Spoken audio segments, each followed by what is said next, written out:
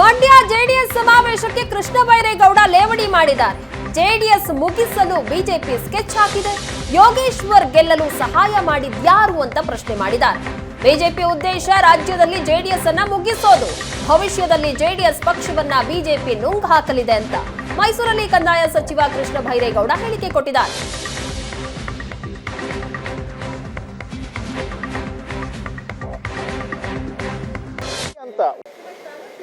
ಬಿಜೆಪಿಯವರು ಬೇಕಂತೆ ಕುಮಾರಸ್ವಾಮಿ ಅವರ ಮಗನ್ನ ನಿಲ್ಲಿಸ್ಬಿಟ್ಟು ಅವರ ಓಟ್ಗಳನ್ನ ಮಾತ್ರ ಬಹುಶಃ ಕಾಂಗ್ರೆಸ್ಗೆ ಹಾಕ್ಸಿದ್ದಾರೆ.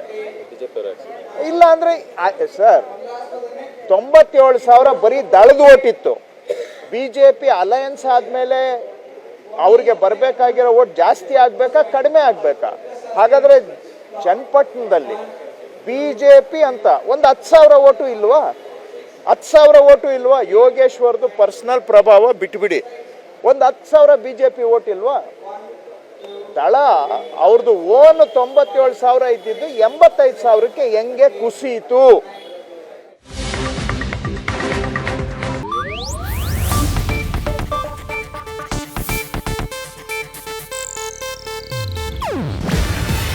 ಇದು ಏಷ್ಯಾನೆಟ್ ನ್ಯೂಸ್ ನೆಟ್ವರ್ಕ್ ಪ್ರಸ್ತುತಿ. ನೀವು ನೋಡ್ತಿದ್ದೀರಾ ಏಷ್ಯಾನೆಟ್ ಸುವರ್ಣ ನ್ಯೂಸ್.